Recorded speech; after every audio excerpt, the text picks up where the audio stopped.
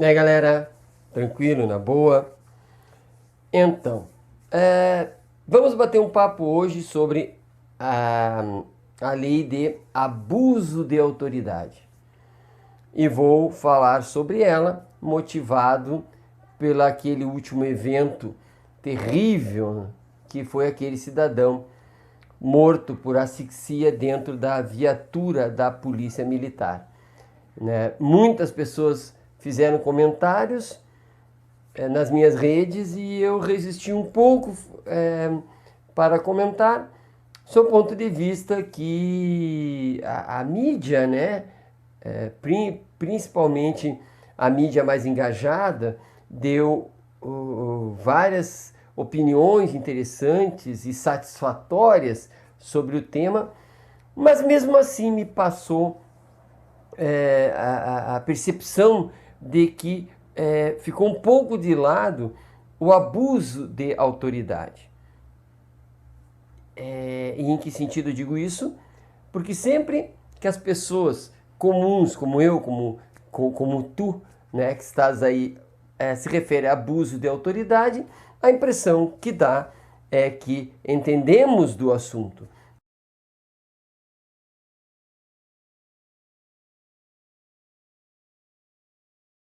E por outro lado, também ouço bastante quando se fala em abuso de autoridade, pessoas comuns, novamente como eu, como tu, né, dizendo que abuso de autoridade é a facilitação da vida do criminoso, seria a limitação do agir da autoridade, né? Que é abuso de autoridade, não é uma lei que se refere à autoridade, se refere ao abuso e não à autoridade. Ou seja, a autoridade continua lá aonde deve estar, seja o juiz, seja o policial, seja lá quem for, ele continua lá onde está. O que a lei está regulando é, afinal de contas, quando este agente público, e aqui entendamos agente público como aquele que está a serviço do Estado, desde o estagiário, desde a pessoa não remunerada, a um ministro de Estado, né, ao próprio juiz, eles são considerados, portanto, agentes públicos. Então, o seu agir excessivo estaria regulado por esta lei. E o que seria, em tese, rapidinho, um abuso, né? O que seria o abuso? Quando a autoridade age em abuso? Me parece assim o mais simples possível. E aqui quem fala é alguém que estuda filosofia, tá? Então é deste lugar que eu pretendo falar. Então o abuso, ele me parece de uma maneira bem simples, que o abuso acontece quando o cidadão, quando o empossado, né, de uma função pública, ele age além da lei, excede a lei, ou quando ele age contrário à lei, tendo como parâmetro sempre a lei. Então, quando excede a lei, quando ele exige mais, portanto, do que a lei permite que ele exija, né? E quando ele é contrário à lei, quando ele faz faz aquilo que a lei diz que não é para ele fazer. Então, nessas duas possibilidades, vê-se que há um abuso, aparentemente nada complexo. Mas qual lei a que se refere? Né? Bom, as leis.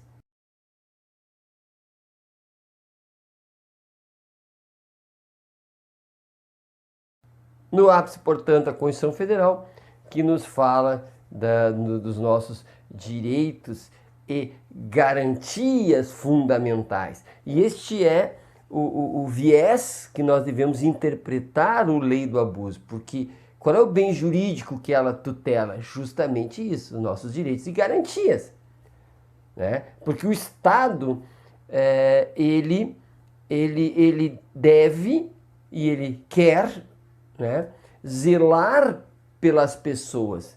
E é um prejuízo muito grande para o Estado se ele deixa de ser uma instituição confiável.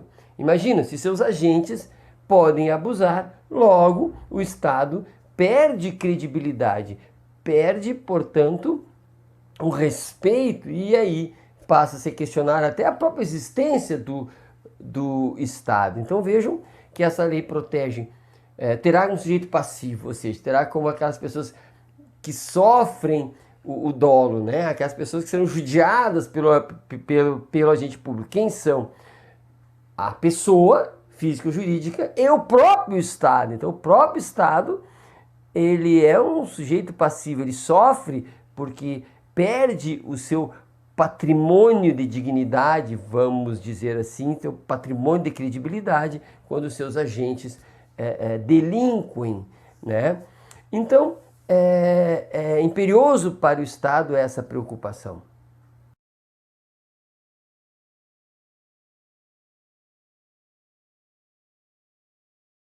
O que existe é um empoderamento do cidadão, né? E um aumento de credibilidade do Estado. Então, esse abuso de autoridade não está preocupado com o bandido, nem está preocupado exatamente com o policial militar. Ele está preocupado com as relações em sociedade e num Estado que possa ter credibilidade. Portanto, essa lei ela objetiva observar o agente público, aquele que exerce as atividades determinadas pelo Estado. E como eu disse, o agente público não é só o policial. É o carcereiro também, mas pode ser o escrivão, também pode ser quem? O presidente da mesa de votação. Ou seja, o estagiário que naquele momento te recebe na repartição pública, né? E ali te exige a mais, ou te cobra algum valor indevido, ou te agride verbalmente de alguma forma. Portanto, é o agente público. Portanto, dizer que é só o policial não condiz com a realidade, ou não condiz com a intenção, não é, da norma, com a intenção da lei, que está mais preocupada, como eu já disse, com os direitos e garantias do que com especificamente com a bandidagem. Até porque, abre aspas, o bandido, fecha aspas, também tem direitos e garantias e também não pode sofrer nenhum tipo de abuso.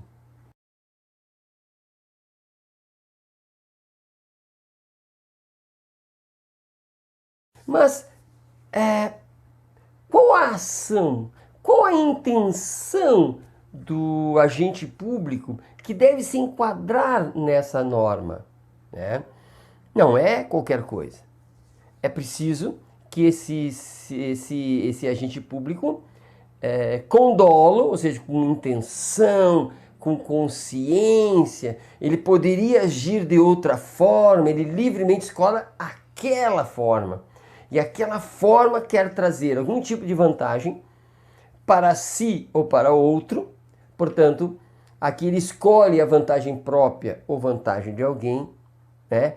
Ou por mera vaidade, né?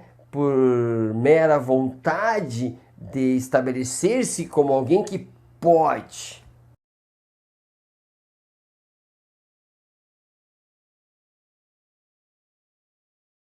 É uma ação incondicionada. E com isso eu quero dizer que esse agente público, de uma maneira, o Estado, já que o Estado é vítima, o Estado age por si só.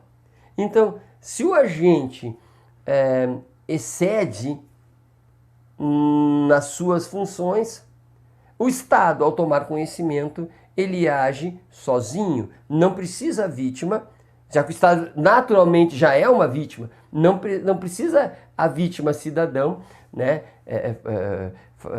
contratar um advogado, né, procurar as autoridades para provocar uma ação. Essa ação ela já está prevista dentro do Estado, que já é uma vítima, e portanto é uma ação incondicionada. E por último, eu ouvi também várias vezes que seria possível então ao delinquente. Sempre a preocupação com o delinquente, né? Que o delinquente poderia se vingar, né? Porque se a autoridade, ao tomar uma atitude, não fosse ratificada na justiça, ele poderia agir contra essa autoridade.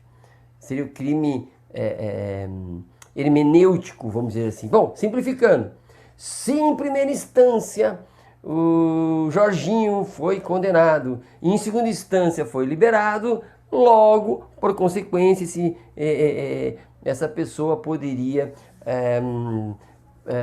agir contra a autoridade que lhe condenou, porque houve uma segunda interpretação que lhe foi vantajosa. Então ele, em vingança, né, diria, ora, se em segunda instância eu fui considerado inocente, né, logo eu posso agir contra o magistrado de primeira instância. Não é verdade, porque vejam que o magistrado de primeira instância, ao interpretar a lei, ao interpretar a norma, ele não estava agindo em proveito próprio. Ao interpretar a norma, ele buscava a justiça. Ao interpretar a norma, ele não estava se exibindo, ele não estava demonstrando poder, nem estava além do que lhe é permitido como magistrado. Logo, portanto, por mais que a segunda instância ratifique, reforme a decisão de primeira instância, né, não há nenhum crime aí, porque ele não estava nem além, ele não estava além da lei, não estava contra a lei, nem quis vantagem própria, nem de terceiros, nem quis se exibir.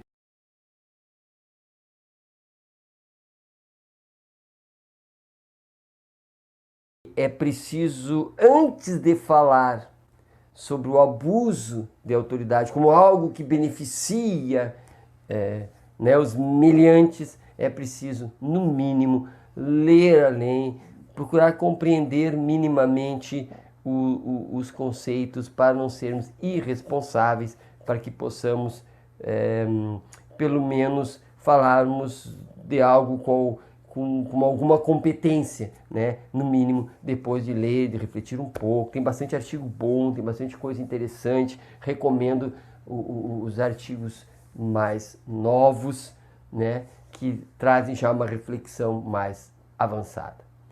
Portanto, é isso. Abraço e até a próxima.